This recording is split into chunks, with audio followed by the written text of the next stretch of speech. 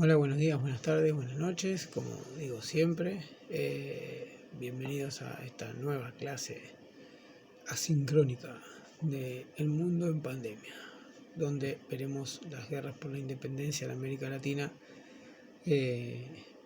parte 4 ya o 5, no sé, hablamos grave bastante. Habíamos visto las guerras por la independencia en las primeras etapas y después entraríamos a lo que es en nuestro país. Pero todavía para eso falta, eso va a ser la próxima clase que voy a grabar, no esta, que va a ser sobre América Latina en general. Perdón que ahí se ve el reflejo del monitor, pero pasa que si no me queda muy apagada la luz y me ve muy oscura, parecería un medio monje tibetano así. Entonces mejor el reflejo que ver a un monje tibetano de esos que andan con túnica naranja, parecería más o menos así. Bueno, vamos a lo que nos toca hoy. Nosotros habíamos visto todo lo que venía haciendo el mundo colonial. Yo grabé la vez pasada lo que sería una primera parte de esas guerras por la independencia, explicando un poco lo que vimos en clase, como esos 4 ejes transversales de los 4 procesos, el de las 13 colonias, el de Haití, el de Brasil y el de la América, de las colonias españolas, que digamos es el proceso más complejo, más extenso, no solo en tiempo, sino que también en lo que tiene que ver con el territorio. Bueno, y en cómo esa lucha va a ir tomando diferentes ramas, motivos, de acuerdo a cada uno de los lugares. Yo les había pasado justamente un par de videitos de San Martín y de Belgrano, un poco cómo arengaban a la tropa y en realidad es para mostrar ahí cómo vivían y los recursos que Buenos Aires justamente no les daba, no les mandaba. Entonces es interesante mencionar eso. Nosotros, como habíamos dicho, tenemos 2 etapas. Una primera etapa que va desde 1808, si agarramos cualquier libro, yo le agrego desde 1806 porque son las invasiones inglesas y me parece que es un punto importante para mencionar. 1806, 1808 hasta 1810, 1812, que es cuando digamos las guerras están ya encaminadas, no quiere decir que ganadas, sí encaminadas en algunos casos. Y lo interesante para estas 2 etapas, que las vamos a explicar en una, y después la semana que viene grabaremos sobre el Río de la Plata, para después, cuando tengamos el encuentro presencial, hacer como un repaso general de todo y que a nadie le vaya mal en el parcial. ¿Qué diferencia hay entre estas 2 etapas básicamente? Y para no extenderme tanto y hacerlo más ameno, bueno, justamente vamos a tener, como decíamos, la América Española empieza a recibir las noticias de que Napoleón había ocupado Francia y obviamente dijeron, esta es la nuestra, vamos por el virrey y saquémoslo. El tema es que ahí entran a jugar un montón de cuestiones, digamos, de clase. No quiero usar la palabra de clase porque a veces a algunos no les gusta usar la palabra de clase, pero bueno, digamos que para cuestiones de clase. ¿Por qué? Porque, por ejemplo, vamos a tomar a Bolívar. Él representaba a los mantuanos, que era la élite venezolana, y en una primera etapa, o sea, hasta dijimos 1806, 1808, hasta 1814 más o menos, digamos que representaba a su clase, no era el Bolívar que va a ser después, cuando se tenga que exiliar, tenga que irse a Haití primero, a Jamaica después, escriba la Carta de Jamaica y repiense todo el proceso revolucionario, ¿sí? Y eso, digamos, es algo que se repite en varias cuestiones, como por ejemplo en lo que va a ser la Argentina, donde los principales revolucionarios van a ser o desgastados o asesinados, ¿sí? Básicamente en lo que es asesinado estoy hablando de Mariano Moreno, quien fue uno de los líderes de la revolución e inclusive esa revolución que no fue, la revolución de los sectores populares. Y después,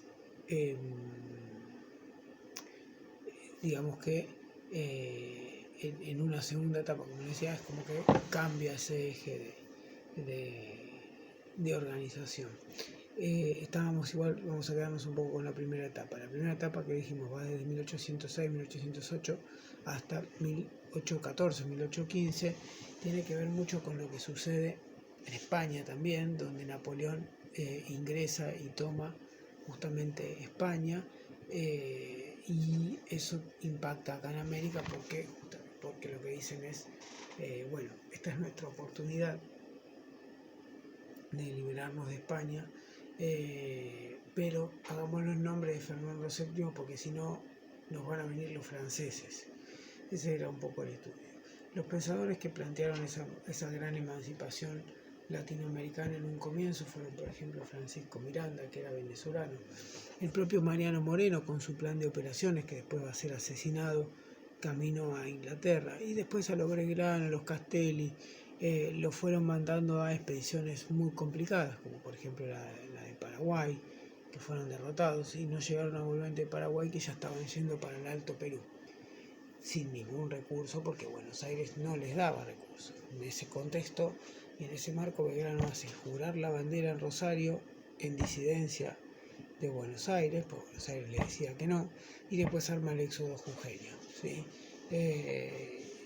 Uno de los grandes hitos de la historia argentina, bastante dejado de lado también, pero yo creo que está a la altura del cruce de los Andes, inclusive porque lo que se ha movido el pueblo jujeño, lo que se ha trasladado, no tiene explicación, y me parece que es importante mencionarlo y recordarlo.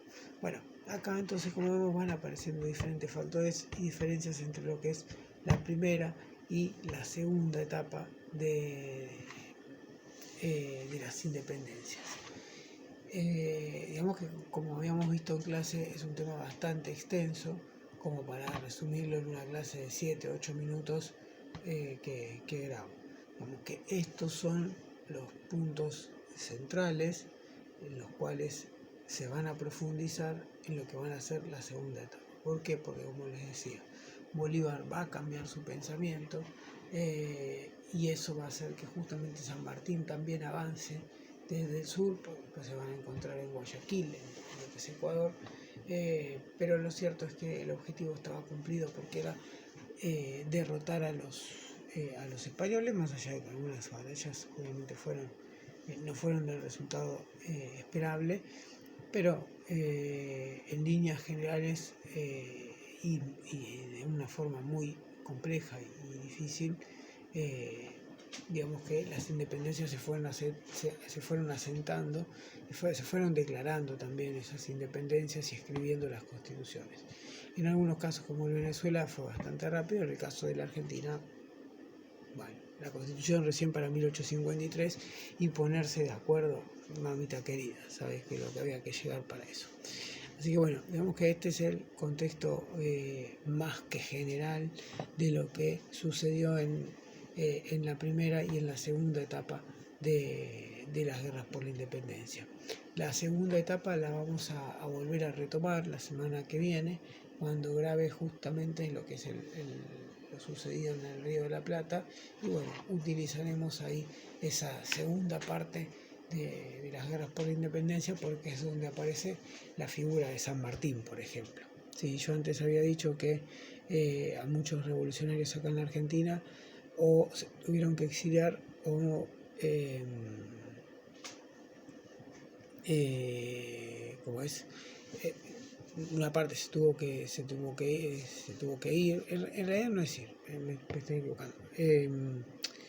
No es que se tuvieron que ir, sino lo que fue es, sin recursos, que es lo que les decía antes, Buenos Aires no les da recursos, empiezan a mandarlos a diferentes campañas para debilitarlos, y a Mariano Moreno lo asesinan en alta mar. En la segunda etapa, a eso iba, se produce un cambio en el ejército. Belgrano es obligado a volver a Buenos Aires porque el ejército del norte había sido derrotado y va a ser reemplazado por San Martín. ¿Qué va a hacer San Martín? Es decir, bueno, por acá no podemos cruzar por el Alto Perú para llegar a Lima y derrotar a los españoles. Entonces decide armar ese plan continental. En realidad no es que lo arma, ya lo tenía, para cruzar la cordillera y llegar a Lima.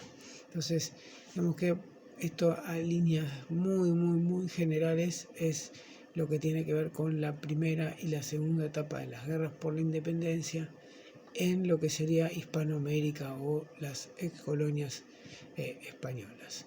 Ahí van a quedar varias cuestiones como para resolver, que después vamos a mencionar en la próxima clase, como ser la Carta de Jamaica o la invitación a los pueblos para participar de esa gran asamblea que convocó en Bolívar después de terminar las guerras por la independencia.